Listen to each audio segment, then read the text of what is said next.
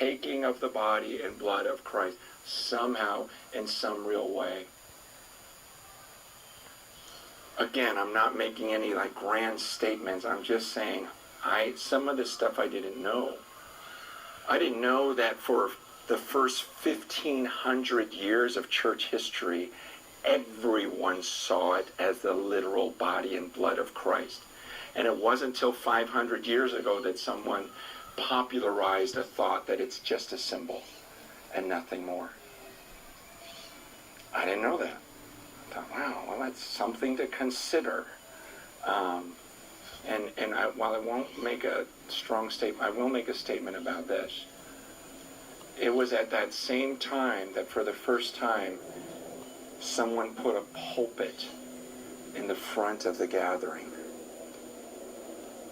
Because before that, it was always the body and blood of Christ that was central to their gatherings.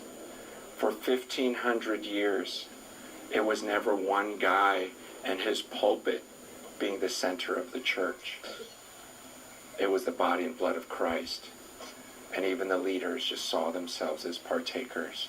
We're not worthy. I say that because the church is more divided than any time in history.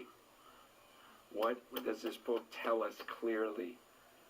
That he does not want any divisions in his church. And for 1,000 years, there was just one church. Did you know that?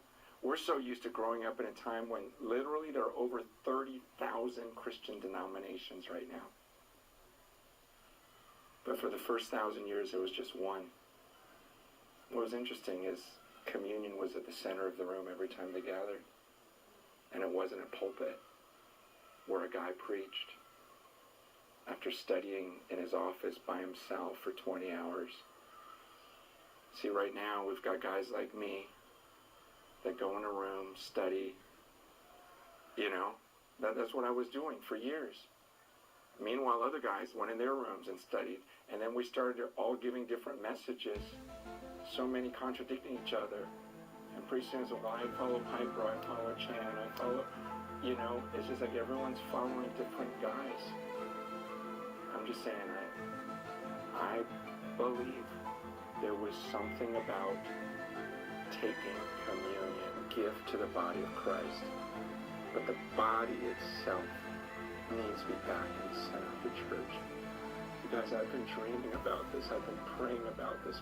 Man, I would love it if one day in our country, here in the U.S., people understood the body of Christ, that they were just a part of it, and they got excited to gather and partake of the body and blood of Christ. And they celebrated together, and that's why we gathered.